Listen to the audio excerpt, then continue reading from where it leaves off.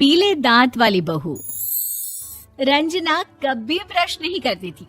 उसे कितनी बार उसके माँ बाप ने डांटा, लेकिन उसका कोई असर उस पर होता ही नहीं था, जिस कारण से उसके दांत पीले पीले हो जाते हैं।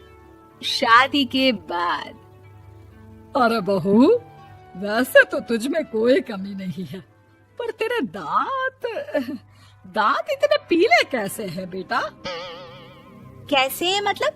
कोई सर्जरी थोड़ी ना कराइए। वो तो क्या नाम, मैं ब्रश नहीं करती थी तो पीले हो गए। अब क्या करूं?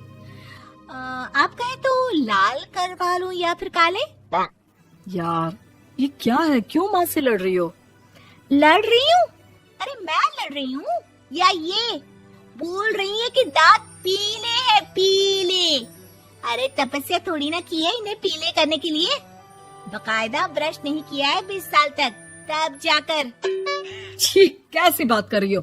ये उस वक्त तो पीले नहीं थे जब हम लोग तुम्हें देखने आए थे। अरे तब साफ करवा लिया होगा डेंटिस्ट के पास जाकर। अब देखो कैसे पीले पीले लग रहे हैं।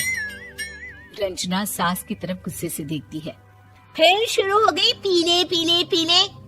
अरे पीले तो तब भी थे जब मेरे हाथ का रसगुल्ला उड़ा उड़ा कर खा रही थी और बोल रही थी, लड़की नहीं गुणों का खजाना दे रहे भाई साहब आप। खैर, अब वो लोग करते भी तो क्या करते, पीले दांत वाली बहू पल्ले पड़ी थी तो झेलना तो था ही। एक दिन कीर्तन में रंजना गाना गा रही थी। अरे कमला बहन, माँ का द्वार है, यहाँ तो सब शुद्ध होकर आते हैं, फिर अपनी बहू को ब्रश भी नहीं करवाती तुम। दूर से पीले पीले दांत भक्ति में बाधा उत्पन्न कर रहे हैं।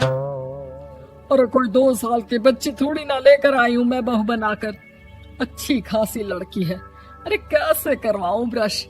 ये तो उसे खुद करना चाहिए ना। अब माँ बाप तो इसके जैसे तैसे निपटा दिए, ये नहीं सोचा कि सास कैसे संभालेगी। सास बहू को लेकर घर आ जाती है, लेकिन सोच लेती है कि अब इसे लेकर कहीं नहीं जाएगी। अगले रोज बहू कहती है, अरे क्या हो गया, मंदिर नहीं जाना क्या? कीर्तन का वक्त हो रहा है। मेरी मधुर वाणी से कान्हा जी जागते हैं और सोते हैं। आप तो जानती है ना उनकी भक्ति में कितना मन लगता है मेरा। वो क्या है ना, तबीयत ठीक नहीं लग रही है मेरी, आराम करूंगी मैं। तबीयत ठीक नहीं लग रही? अभी तो मिथुन के गाने पर नाच रही थी आप, और अब बोल रही है कि तबीयत ठीक नहीं लग रही। अरे भक्ति में मन लगा लो सासू माँ, ऊपर जाना है, क्या मुंह दिखाओगी आप? हाँ? सास को बहू की बात पर गुस्सा आ जाता है। मैं क्या मुंह दिखाऊंगी, इसकी चिंता तो ना कर, समझी? अपने मुंह की चिंता कर, जो ये पीले पीले दांत लेकर हर जगह पहुंच जाती है। पता है लोग कितना मजाक बनाते हैं। ना जी ना, मैं नहीं जाना कहीं तेरे साथ। तो ये बात है। कोई ना, मत जाओ, मैं अपने कमरे में ही बैठकर भक्ति कर लूंगी। ऊपर वाला दांत थोड़ी ना देखता है, मन देखता है, भावना देखता है। और अरे बस बस, तू सब कुछ दिखा, बस ये सफेद चमकदार दांत ना दिखाना किसी को, है? जा यहाँ से। बहू को सास की बात का कोई फर्क नहीं पड़ता, वो तो जैसी थी वैसी ही रह जाती है। सुबह नहाकर किचन में खाना बनाना, फिर खाना खाना, कीर्तन भजन करना और सो जाना। एक दिन, माँ जी मैं सहेली के घर जा रही हूँ, शाम को लेट आऊंगी। हाँ हाँ तो जाना, मैंने कौन सा तेरी आरती करनी है घर पर बैठकर। रंजना सहेली के घर जाती है, जहाँ वो पार्टी में जाने की तैयारी कर रही होती है। अरे शिखा, कहाँ जाने की तैयारी कर रही है? मैं गलत वक्त पर आ गई क्या? अरे नहीं यार, उल्टा सही वक्त पर आ गया। मैंने ये साड़ी और ज्वेलरी निकाली है यार, शाम को इनके ऑफिस की एक पार्टी में जाना है। बताना कैसा लग रहा है ये सब? नहीं यार, इस ड्रेस के साथ तो वो वाली ज्वेलरी अच्छी लगेगी।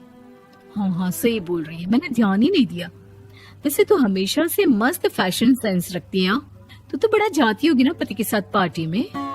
रंजना कुछ नहीं बोलती, बस सोचती है कि यार काश ये बात सही हो जाती, पर मैं क्यों नहीं जाती पार्टी में? क्या इन लोगों की कोई पार्टी होती नहीं होगी? रंजना घर आती है और रात में पति से सवाल करती है, एक बात बताइए, आप मुझे किसी पार्टी में क्यों नहीं ले जाते? क्या आपके यहाँ ऑफिस में पार्टी नहीं होती? पति बेचारा क्या कहता कि दांत पीले हैं तुम्हारे इसलिए। अरे कोई पार्टी होती नहीं हम लोगों के ऑफिस में, तो कहाँ से लेकर जाऊं? और मार्केट, मॉल, कहीं वीकेंड घूमना, कहीं तो। अरे यार सारे हफ्ते में एक छुट्टी मिलती है, तो सोचता हूँ कि आराम ही कर लूं। क्यों? रंजना मन मार के रह जाती है। पहले कभी सास के साथ मंदिर जाया करती थी, लेकिन वो भी सास ने ले जाना बंद कर दिया। घर बैठी बैठी रंजना बोर हो जाती है। तभी उसे आइडिया आता है और वो मायके जाने का सोचती है। सासू माँ, 2 दिनों के लिए मम्मी के घर जा रही हूँ। अच्छा ठीक है, आराम से जा। और हाँ, माँ से कुछ अच्छी आदत सीख कर आना कि कैसे शरीर के हर भाग की तरह दांतों की सफाई भी जरूरी होती है, समझी? शुरू हो गई ना आप? वो लोग आपकी तरह नहीं है कि छोटी छोटी बात का बतंगड़ बना दे। उन लोगों के लिए मैं मायने रखती हूँ, ना कि मेरे पीले पीले दांत। रंजना माँ को बिना बताए उन लोगों को सरप्राइज देती है, लेकिन जैसे ही वो दरवाजे पर पहुंचती है, अंदर देखती है कि घर वाले कहीं जा रहे होते हैं। अब माँ, काश रंजना दीदी के दांतों वाली प्रॉब्लम नहीं होती, तो वो भी हम लोगों के साथ चलती ना बुआ जी की बेटी की शादी में। हाँ बेटा, लेकिन अब उसे कौन समझाए कि उसको उसके पीले दांत नहीं दिखते, लेकिन उसके आसपास के लोगों को कितना एम्बैरेसिंग फील कराते हैं।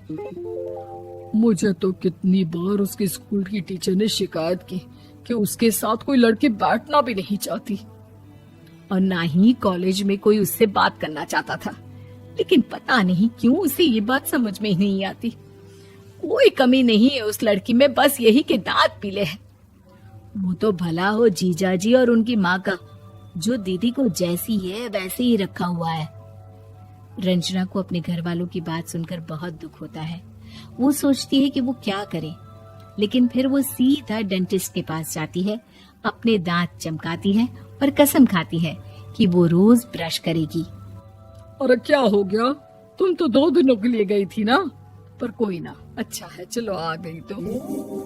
रंजना सास के सामने आकर खड़ी हो जाती है और पूरी स्माइल करती है, उसके चमकदार दांतों को दिखाती हुई। हैं? चले मंदिर? माँ, मुझे माफ कर दीजिए, मैंने आप लोगों को बहुत एम्बैरेसिंग फील करवाया।